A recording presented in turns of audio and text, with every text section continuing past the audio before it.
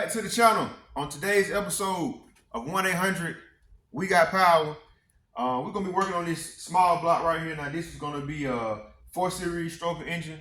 We have a Dart SHP block right here. And the goal with this engine right here is to make a minimum of 1,000 horsepower. So this will be a street strip application. And I'm going to show y'all, man, the parts that I use and what it takes to build an engine as such, man. So we're gonna go and get right to it, man. Y'all come on, let's dig in. All right, so we got this thing flipped over. So right here, what we have is a small block. Now we have this thing bored over 40. We have a 6-inch rod and a 4-inch stroke. And with that combination right there, this will make a 434 small block Chevy.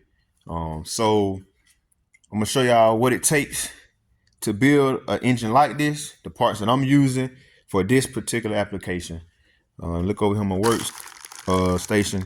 So right here, we have a 30 over piston. Now with this piston, we will be spraying nitrous. So what I had done was, I think we had an extra 6 thousandths of wall piston to wall clearance set up on this particular application for the nitrous. So that way when we're spraying nitrous, the piston doesn't get seized up in here, rise along the cylinder wall, and that's how you get all those scratches and gouges in the piston skirt. So let me flip this thing over and show y'all what we're looking like on the bottom. So to start off, this is a 4-bolt splayed cap, billet caps. And in order to get this process going, what we have to do is, so this is what I do when I'm building any stroker application: 383, 434, 496, big block or small block.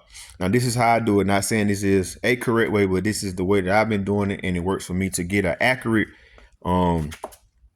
reading on clearancing the block and the block rails and down here in the cylinder wall. So what I do is I remove the bolts from main cap 1, 3, and 5. I put a main bearing here, and here, which I'm about to show y'all, and then I put the caps on. I don't do 2 and 4. With 1, 3, and 5, that'll hold the plank in crates and give you an accurate reading. So once I do that, we're going to set it up with 1 piston, 1 rod. This is an Eagle Forge rod, the Eagle Forge 2000 series rod, 6-inch. You don't need to have any rings on the piston when you're mocking it up for clearance. You just need to put the piston on the rod.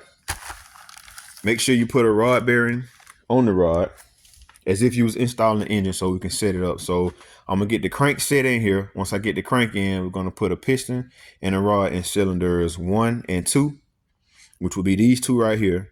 And then we're gonna spin it over, and I'm gonna show you guys what it takes to start mocking and clearancing out an engine like this. If anybody plans on building 434, 436, 440s, 454s, 462s, anything like that, just to give you an idea, man. So let's get these main caps off and go ahead and get this crank set down in here. All right, we got all the caps off, so I'm just show y'all what type of bearing I'm using. I'm using the King Racing bearing, and I'm using the XP series. Now the XP series is the ones that come like this. They come black coated. Now this is their soft metal. I think this is like the triple soft metal bearing. So you have triple soft, and then you have like the bi-metal bearing. And the difference between the two is supposed to be, the bi-metal is, if you've ever spun a bearing before, or if you starved the motor from oil, it's the bearing that gets so high it kind of pushes out the main cap here, and you can kind of see it all seized up on the crankshaft. This bearing here, if it has any issues of starvation from oil or spins, it's supposed to be a softer metal where it doesn't scar and tear the crank up as bad, and it kind of just is stays on the crankshaft. So we're definitely going to run these. We're going to see how these work. It's not my first time using them, but I didn't know the difference in the metal. That's the role that it plays. So that's why I chose these. So like I said, this is a King XP series. Now what we're going to do is we're going to set one in the first one, in the third one,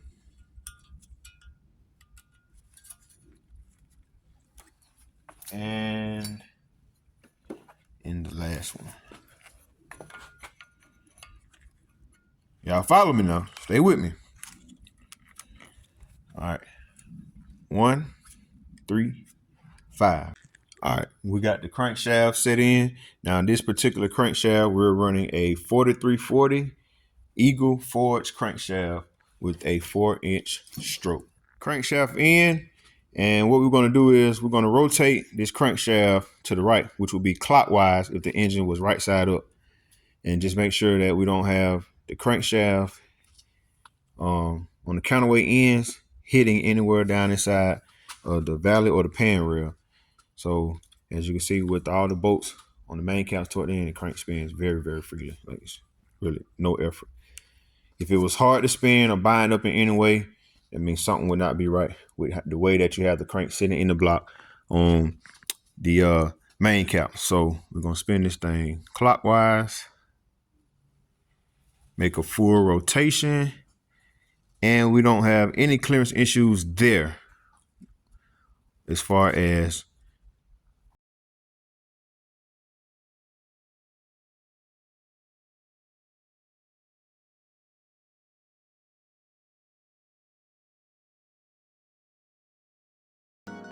and we're going to spin it over and see what we got.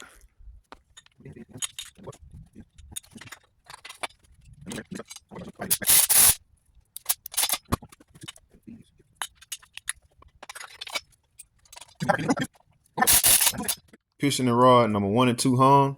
Next step is going to be, again, rotate the engine clockwise.